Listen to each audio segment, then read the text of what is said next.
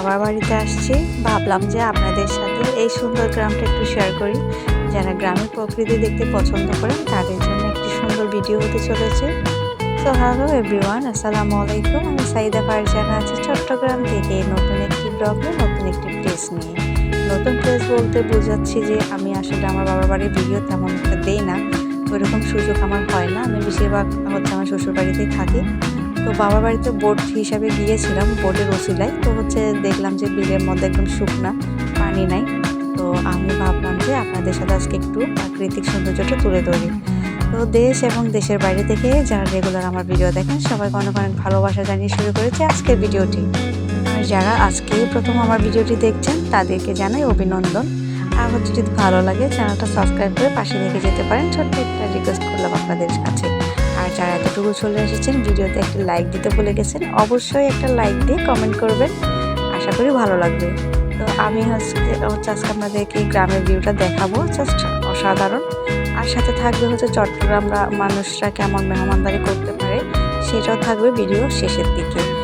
তো ভিডিওটা স্কিপ না করে সম্পূর্ণ দেখতে থাকুন, মজা পাবেন। এদিকে একটু দুষ্টুমি করে নিলাম, দেখলাম যে বাচ্চারা স্পিকার নিয়ে কথা বলতেছিল। তো ভাবলাম যে আমি ফার্স্ট টাইম কখনো যখন স্পিকার নিয়ে কথা বলি না, জাস্ট আজকে একটু সেই সুযোগটাকে কেন মিস করবো। তো আমিও তাদের সাথে একটু দুষ্টমিতে মেতে উঠছি। দেখলাম যে কাঁঠালে কতগুলো মুচে ছিল, তো এটা খাচ্ছিলাম। আর অন্যদিকে দেখছিলাম যে আমার মেয়ে, আমার ভাগ্নিরা সবাই মিলে দেখলাম যে আমার ভাই সহ তেঁতুল খাচ্ছিল। ছোটো ছোটো একদম তেঁতুলগুলো দেখবেন আপনারা ভিডিওতে, ওই তেঁতুলগুলো সবাই লবণ আর মরিচ দিয়ে খাচ্ছে বিলের মাঝখানে। ভীষণ ভালো লাগতেছে। আসলে শ্বশুর বাড়িতে এরকম বাইরে বের হতে পারি না আমি, বাড়ির বউ যেহেতু, তো আমরা বাইরে যাই না ওইরকম। তো বাবার বাড়িতে আসছি একটু, আমার বাড়ির পেছনে কিন্তু আমাদের বিলটা।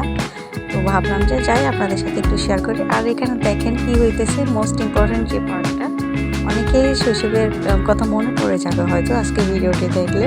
এরকম ছোটোবেলায় আমরা অনেক দেখেছিলাম মাছ, আমার খুবই পছন্দের কাজ ছিল এটা। মাছ ধরতে আমার খুবই ভালো লাগে, যদিও একটু সাপ ভয় পেতাম। তো দেখলাম যে বাচ্চারা খুব মজা করে মাছ ধরতেছে। এটা জমিতে সেচ দেওয়া হয়েছিল, তো যে সেচ দেওয়ার পরে যে মাছ ছিল, যে এগুলো বাচ্চারা নিচ্ছে, আমি আপনাদের সাথে শেয়ার করলাম। কারা কারা এরকম মাছ ধরেছেন অবশ্যই জানাবেন। আর এখানে দেখলাম যে কত সুন্দর সুন্দর কচু শাক, এটা যারা গ্রামে আছেন তারা কিন্তু ফ্রিতেই পান, আর যারা শহরে থাকেন তাদের কিন্তু এটাকে কিনে খেতে হয়। বাচ্চাগুলো অনেক মজা করতেছিল আসলে সাপ নিয়ে। এখন দেখলাম যে কয়েকটা সাপও পাচ্ছিল, তো ওনারা বাচ্চারা একদম ভয় পাচ্ছে না। ছেলেগুলো দেখলাম যে সাপ নিয়ে ওরা দুষ্টমি করতেছে, আর আমি উপর থেকে তাদেরকে ভিডিও করতেছি। ভিডিওটা যেহেতু একটু লম্বা হয়ে যাচ্ছে, তাই আমি একটু 2x দিয়ে ভিডিওটা একটু টেনে দিয়েছি, যেন আপনাদের দেখতে বিরক্ত না লাগে।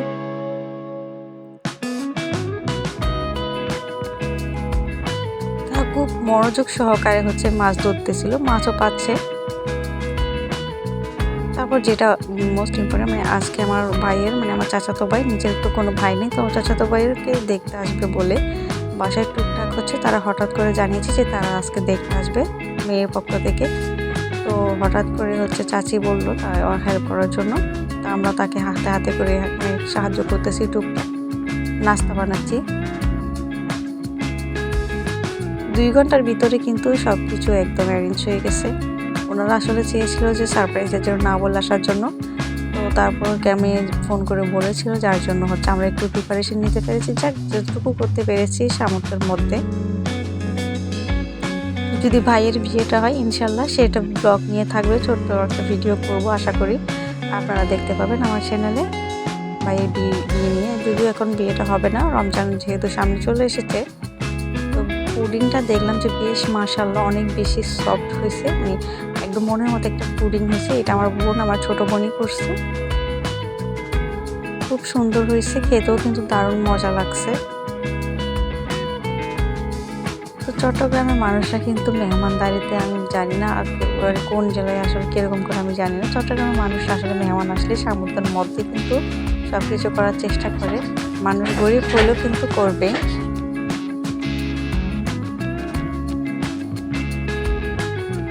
এটা আমাকে দিয়েছে, দায়িত্বটা করেছে আমার, নাস্তার টেবিল সাজানো। তো আমি ফিস করে নিচ্ছি।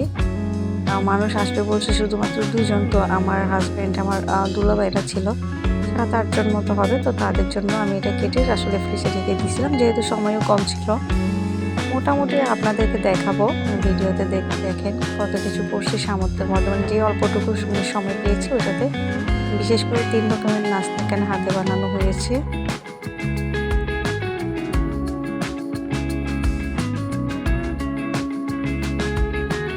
আসলে হুট করে যদি মেহমান চলে আসে তখন কি দিয়ে না কি দিয়ে মানে মেহমানদারি করবো, একটু টেনশনে দেখে যাই। যাক দুই এক ঘন্টা আগে বলছে, ভালোই করছে। টুকটাক কিছু তাদের জন্য অ্যারেঞ্জ করা গিয়েছে, আশা করি তারাও খুশি হবে। এত মজার হয়েছে নাস্তাগুলো, একটা নারকেলের নাস্তা আর একটা হচ্ছে রোল, চিকেন রোল করছে। যদি এখানে কোনো কিছুই আমি করি নাই, জাস্ট আমি ডেকোরেশনটা করেছি, সাজিয়ে দিয়েছি মেহমানদের জন্য নাস্তাগুলো, এটুকুই।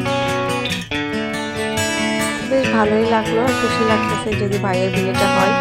তো ইনশাল্লাহ আমি আপনাদের জন্য ব্লগ আকারে আপনি ভিডিওটা শেয়ার করবো। চট্টগ্রামের ট্র্যাডিশনাল, তারপর চট্টগ্রামের এরকম মজা করে এটা। তো মেহমান যাওয়ার পরে হচ্ছে আমরা মানে যখন চলে আসবো, আম্মু আবার হচ্ছে বিকালে নাস্তার জন্য আমাদের জন্য নাস্তা বানাচ্ছে। দেখুন চাল ডাল নাস্তাতে যদি আপনি ম্যাজিক মশলাটা দেন, আমার স্বাদটা মানে বাড়ে। একবার ট্রাই করে দেখবেন। হালকা একটু যদি চিনি দেন, ব্যালেন্সটা ঠিক থাকে, স্বাদের ব্যালেন্সটাও ঠিক থাকে, বেশি যেন মিষ্টি না হয়, খেয়াল রাখবেন।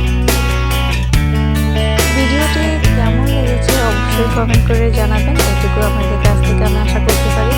ভুল ত্রুটি হলে ক্ষমার দৃষ্টিতে দেখবেন।